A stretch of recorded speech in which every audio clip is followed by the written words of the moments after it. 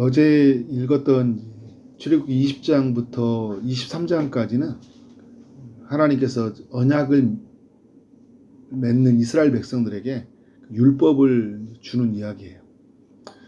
20장은 십계명에 관한 이야기죠. 도덕법이라고 이야기합니다. 21장은 이 십계명에 관한 정신을 어떻게 우리 삶 속에서 구체적으로 실천할 수 있는지 시민법이라고 이야기를 해요. 그래서 이제 도덕법, 시민법, 제사법, 율법의 그 세 가지의 그 법의 기능이 있는데 어떻게 이게 이 법의 정신이 이제 우리 공동체 안에서 적용이 되어져야 되느냐라는 거예요. 이미 18장에서 이제 가보면 이스라엘 공동체가 1000부장, 100부장, 50부장, 10부장 이렇게 나눠져 있잖아요. 그들이 이제 여러 가지 삶에 일어나는 이해관계에 판결을 내려야 되는데 조직을 나눠놓고 하나님이 법을 제정해 주심으로 말미암아 공동체가 은혜롭게 가게 만들어 놓은 거죠. 지금 여러분 우리는 이 구약의 율법을 어떻게 바라보죠? 율법은 지금 완성되어졌다. 제사법은 이제 예수 그리스도의 십자가의 죽음과 부활로 말미암아 예수님이 단번에 제사를 영원히 드리셨잖아요. 구약의 제사는 다시 드릴 필요가 없어요. 도덕법, 십계명은 영구히 지켜야 될 계명이에요. 시민법은 우리가 복음으로 잘 적용해 가야 될 법이에요. 완성되어졌다는 건 뭐냐면 이 구약의 이 율법에는 그러니까 기능적인 것은 지금 이제 우리가 이 신약 안에서요. 어떻게 하면 이것을 우리가 이제 구체적으로 적용해 갈 거냐. 다시 말해서 뭐냐면 율법의 방법은 우리가 따라서 할 수는 없지만 율법이 가지고 있는 그 정신, 스피릿, 하나님의 사랑과 공의로 다스려 가잖아요. 공동체를. 그것은 우리가 이제 계승해야 된다라는 거예요. 21장이 그런 면을 우리에게 강조해 주고 있어요. 율법이 중요한 정신들, 우리가 이제 그 담고 살아야 될 삶의 원리들 우리가 꼭 기억해야 되겠죠. 1절부터 11절에 보면 이제 종에 관한 법이거든요. 지금 여러분 우리에게 종은 없잖아요. 종은 없어요. 그런데 당시의 고대 근동, 모세가 살았던 시대에는 이제 종이 있었잖아요.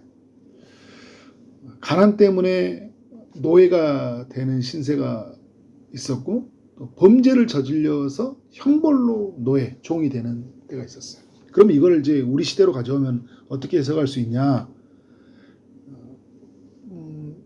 에베소스도 그렇고 골로새서도 그러보면 이제 상정과 이제 그 같이 일하는 그런 사람들 이렇게 이야기를 하잖아요, 그죠? 그래서 우리가 이제 그 어떤 주인, 그 다음에 그 이제 종들이라는 육체의 상전 이런 표현을 하면서 어떤 일에 고용된 사람, 고용받은 사람, 뭐 이렇게 이제 할 수 있겠죠. 우리 이제 그런 이해관계 속에서 삶을 살고 있으니까 이런 부분들을 또 같이 적용해 볼 수 있는데, 그러나 지금 이제 그 종에 관한 이야기, 그러니까 종을 누군가를 사고 또 누군가를 다시 놓아주는 이런 이야기는 지금 우리에게는 있지는 않아요. 근데 여기에는 또 중요한 정신이 이렇게 담겨져 있다는 것을 우리가 발견해야 돼요. 2절에 보니까 히브리 종을 사면 그는 6해 동안만 섬길 것이요 7째 해에는 몸값을 묻지 않고 나가 자유인이 될 것이며 이렇게 말씀을 하거든요. 쉽게 말해서 이 종은 6년 동안만 권리를 행사할 수 있다라는 거예요. 주인이. 그리고 그 이후에는 해방을 시켜주라.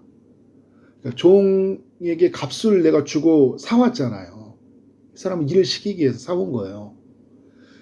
그렇다고 해도 이 종은 내 것이 아니라는 거예요. 6년만 이 사람에게 일할 수 있는 권리를 내가 행사한 거예요. 종은 내 것이 아니라 결국 그 종은 하나님의 형상으로서 누구의 것입니까? 하나님의 것이죠. 놓아주라는 거예요. 그 종도 어떻게? 내가 형벌로 가난 때문에 부득불 내가 이 사람 밑에서 일을 하게 되었지만 나는 이 사람의 영원한 것이 아니라는 거예요. 하나님의 것이다 라는 거예요. 그래서 여러분 이런 원리들을 꼭 기억을 해야 돼요. 근데 오늘 이 정도의 이야기만 하는 게 아니라 이제 그 사람이 그 주인의 집에 가서 이제 자기가 값을 자기를 샀잖아요. 주고. 그때 결혼했을 때 어떻게 해야 되는가? 그러니까 아내를 데리고 갔을 때. 근데 그때 또 이런 상황이 있죠.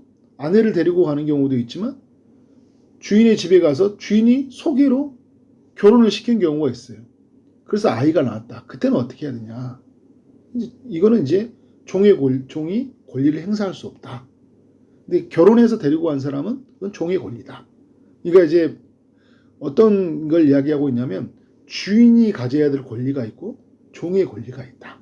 그래서 여러분 우리 삶을 말할 때 뭐 기본권, 생명권, 뭐 생존권, 인권 이런 이야기가 계속 들어가는 이야기가 뭐예요? 권리잖아요, 그죠?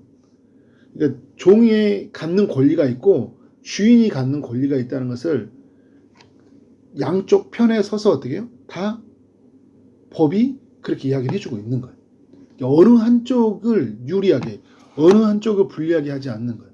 평등하게. 하나님의 법이 이렇게 제정되어 가져갔다는 것을 알 수 있습니다. 그래서 여러분 우리가 기억해야 될 게 뭐냐면 우리는 이제 늘 나 중심으로 생각하는 게 영향이 있기 때문에 하나님이 내 편이 되길 바라잖아요. 그리고 우리가 주변 사람들도 이야기할 때 다 내 편이 되어주길 바라요. 하나님은 어떻게? 나에게도 이 사람도 나에게도 하나님의 자녀고 이 사람도 하나님의 자녀이잖아요. 그죠? 축구 경기를 했어요. 막 내가 기도해. 우리 편이 이기기를. 우리 한국이 이기면 박애를 바라는 거잖아요. 막 기도해. 막 중보기도 하고. 막. 근데 저쪽에 미국에서 하는 팀들도 돼요. 미국의 팀들도 막 중보기도 하잖아요. 하나님이 어느 편 들어줘야 돼. 그죠? 우리가 뭘 해야 되냐면 그때는 기도하지 말라는 게 아니라 철저히 우리 하나님의 편에서 바라봐야 돼요. 하나님의 공의가, 하나님의 사랑이, 하나님의 정의가 어떻게 우리 가운데 실현되어질까? 하나님의 뜻이 어떻게 이루어질까? 상대방의 권리를 어떻게 세워줄 수 있을까?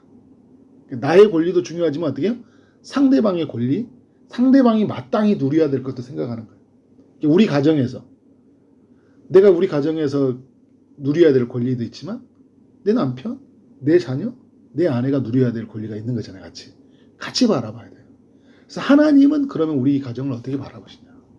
여러분 이게 이제 에베소서나 골로새서에서 주인과 상전에 관한 이야기를 나눌 때도 어떻게 해요? 그런 면에서 그런 관점으로 바라봐야 되겠죠. 골로새서 이렇게 보면 이런 내용이 나오잖아요. 4장의 1절에 보면 상전들아 의와 공평을 종들에게 베풀지니라고 이야기하잖아요. 너희에게도 하늘의 상전이 계심을 알지어다.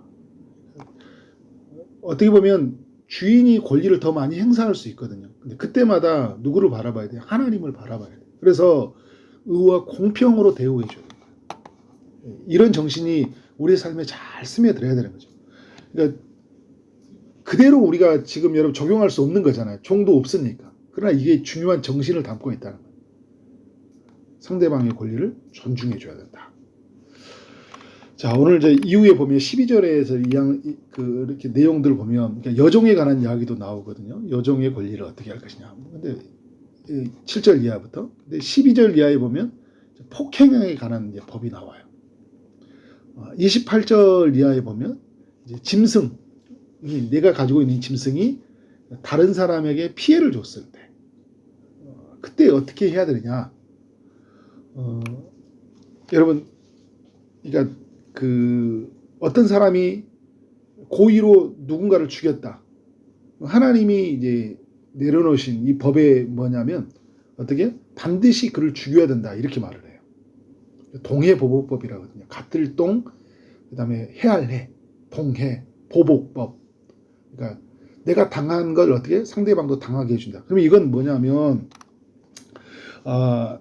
이렇게 한 건 뭐냐면 어떤 이 상대방을 해하는 것이 그것은 엄청난 하나님의 법을 깨트리는 악한 것이라는 것을 알려주는 거예요. 그러니까 더 이상의 어떻게 죄를 막기 위해서 네가 상대방을 해왔다 그러면 너도 그만큼 당해야 돼. 이제 이 이야기는 어때요?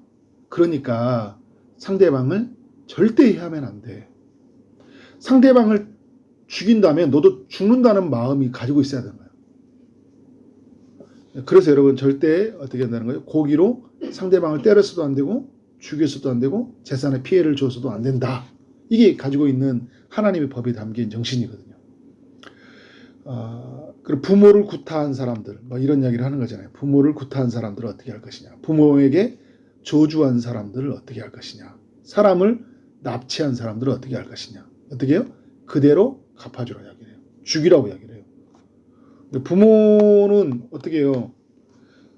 자녀의 양육자이고 보호자이고 그래서 하나님의 통치 대리자라고 이야기하거든요. 이런 부모를 구타하고 이런 부모를 저주했다? 그래서 이거는 하나님의 통치권을 거부한 거예요. 그래서 하나님은 이거는 엄하게 다스려요. 죽이라고 그래요. 그래서 여러분 어제 읽었던 10계명 20장에서도 내용이 보면 부모를 공경하는 것, 이웃사랑의 계명의 첫 계명이라 이야기를 하잖아요. 하나님을 사랑하고 이웃을 사랑하는 건데 이웃사랑의 첫 계명은 부모를 계명하는 것, 부모를 공경하는 것부터 시작하거든요. 하나님의 통치권을 거부하는 거니까 이건 하나님이 엄하게 다스리는 거예요. 법이 이렇게 우리에게 가정을 지키도록 이런 하나님의 법이 우리에게 제정되어 있는 거예요. 너무 중요한 거죠.